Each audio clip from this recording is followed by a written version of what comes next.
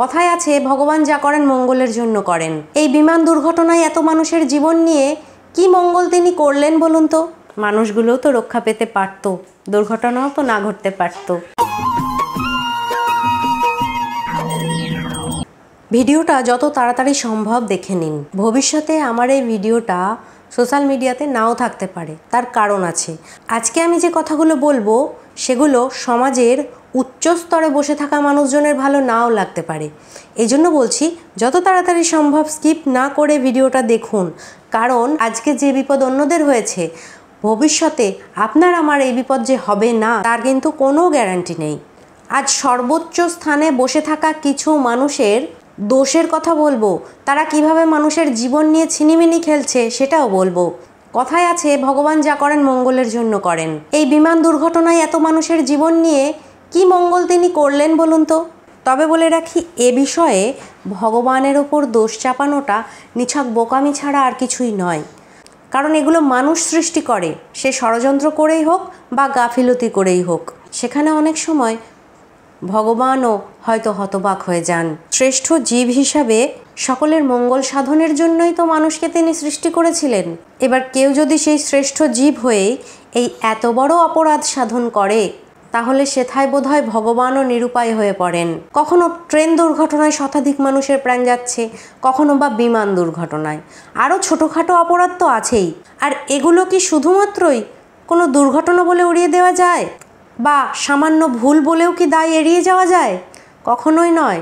এই যে কিছু কিছু বড় বড় নিউজ চ্যানেল দেখাচ্ছেন এত বড় প্লেন দুর্ঘটনার পরেও, এত মানুষ মারা যাওয়ার পরেও শ্রীমদ্ ভাগবত গীতা অক্ষত রয়েছে, লাড্ডু গোপালের বিগ্রহ অক্ষত রয়েছে। কি আশ্চর্য লীলা!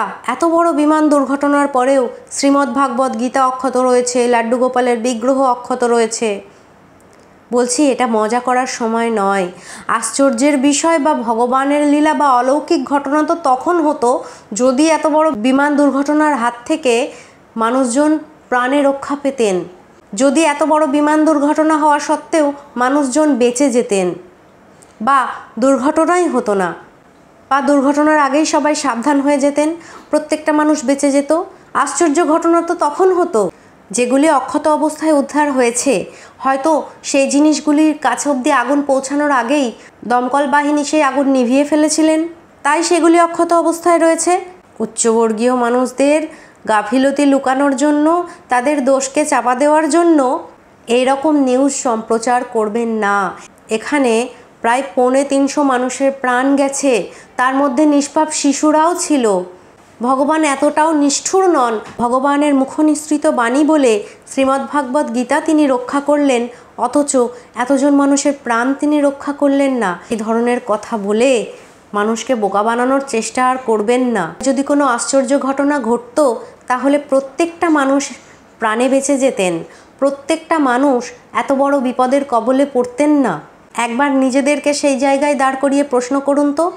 একটি উদাহরণ দিয়ে বলি, আমাদের সন্তানরা যদি বাজি পোড়াবো বলে বায়না করে এবং বাজি পোড়াতে গিয়ে যদি হাতে বাজির আগুনে ছ্যাঁকা খায়, তখন আপনি কি করবেন? নিজের সন্তানকে রক্ষা করবেন, নাকি পয়সা দিয়ে কিনে আনা জিনিসগুলো রক্ষা করবেন? পয়সা দিয়ে কিনে এনেছেন বলে সেই বাজিগুলিকে রক্ষা করবেন। জঙ্গলের হিংস্র পশুরাও জানে কিভাবে নিজের সন্তানকে রক্ষা করতে হয়, আর তিনি তো ভগবান। তবে বর্তমানে মানুষ হিংস্র পশুর চেয়েও বেশি ভয়ঙ্কর হয়ে উঠেছে। তাই তো আজকাল মানুষের গাফিলতির জন্য, রাজনীতির জন্য তরতাজা প্রাণগুলির বলি হয়ে যাচ্ছে অকালে। কারণ আগেকার যুগে যে মিডিয়া সত্যকে সংগ্রহ করে মানুষকে সাবধান করে দিত, আজকাল সেই মিডিয়ায় অসত্যের মুখোশ পড়ে আছে। তারাই মানুষকে ভ্রান্ত ধারণার বশবর্তী হয়ে তুলতে বাধ্য করছে। না হলে বলুন না, এমন একটা মর্মান্তিক দুর্ঘটনার পরেও এটা বলে মানুষকে সান্ত্বনা দেওয়ার চেষ্টা করছে যে ভগবান কতটা মহান, তাহার মুখনিসৃত বাণী শ্রীমদ্ ভাগবত গীতাটি অক্ষত রয়েছে। সত্যিই তো এসব কথা বলতে গেলে ভাষা হারিয়ে যায়। জাতি ধর্ম বর্ণ নির্বিশেষে দেখতে গেলে আমরা প্রত্যেকেই বিপদের মুখেই আছি। এই অন্যায়গুলোকে প্রশ্রয় দিতে দিতে যখন এই মহা অন্যায়গুলি আমাদের সাথে ঘটবে তখন আমরা সত্যিই রক্ষা করতে পারবো না নিজেদেরকে। তাই এই মর্মান্তিক ঘটনাটাকে সান্ত্বনা দেওয়ার চেষ্টা করবেন না, বরং এটা চেষ্টা করুন কার ভুল ত্রুটির কারণে এত বড় দুর্ঘটনা ঘটে গেল। আজকাল এত উন্নত প্রযুক্তির যুগেও কেন এরকম মর্মান্তিক দুর্ঘটনা দেখতে হবে মানুষকে? কবে সঠিক তদন্ত হবে, কবে দোষীরা সাজা পাবে? এত উন্নত তথ্য প্রযুক্তির যুগেও কত বড় বড় ট্রেন দুর্ঘটনা, বড় বিমান দুর্ঘটনা ঘটে যায়, কত মানুষ প্রাণ হারায় অকালে।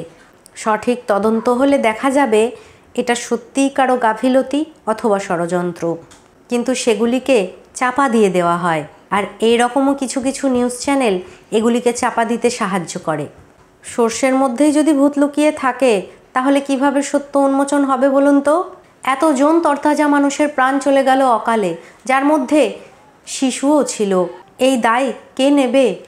আজ যে দুর্ঘটনা অন্যদের সাথে ঘটেছে, যদি আপনাদের পরিবারের কারোর সাথে ঘটতো, পারতেন এইভাবে সান্ত্বনা দেওয়ার মতন খবর দেখিয়ে মানুষকে বোকা বানাতে? আশ্চর্য ঘটনা, অলৌকিক লীলা বলে ব্যাপারটাকে ধামাচাপা দিতে? অলৌকিক লীলা তখন ঘটতো যদি এই মানুষগুলি প্রাণে রক্ষা পেতেন।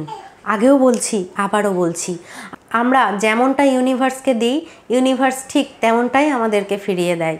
তাই সবসময় নেগেটিভ চিন্তা ভাবনা করলে কিন্তু হবে না, শুভ কিছু ভাবতে হবে। আমরা যত ভালো ভাববো, ভালো ফলটাই আমরা লাভ করব। আমার কথাগুলি অনেকের ভালো নাও লাগতে পারে, আমি জানি, কিন্তু ঠান্ডা মাথায় একবার ভেবে দেখবেন। তাই এইরকম নিউজ ছড়াবেন না যে ধর্মগ্রন্থ রক্ষা পেয়েছে, মানুষগুলোও তো রক্ষা পেতে পারতো, দুর্ঘটনাও তো না ঘটতে পারতো। মানুষগুলো যদি দুর্ঘটনার কবল থেকে প্রাণে রক্ষা পেত তাহলে সেটা অলৌকিক ঘটনা হতো বা আশ্চর্য ঘটনা হতো। সবসময় শুভ কিছু ভাবনা চিন্তা আমাদের করতে হবে। আমরা যদি সবসময় অশুভ চিন্তা ভাবনা করি তাহলে ইউনিভার্স সেই অশুভটাই আমাদেরকে ফিরিয়ে দেবে। সকল সময় ভালো প্রার্থনা করুন। আমি কখনোই বলি না আমার ভিডিও অনেক বেশি বেশি করে শেয়ার করুন, লাইক করুন, কমেন্ট করুন, কিন্তু অবশ্যই এই ভিডিওটা বেশি বেশি করে শেয়ার করতে বলছি। একটু মানবিক হন। সকলে খুব ভালো থাকুন, সুস্থ থাকুন, সাবধানে থাকুন। ভগবানের কাছে এটাই প্রার্থনা করি এরকম মর্মান্তিক দুর্ঘটনা যেন আর না ঘটে।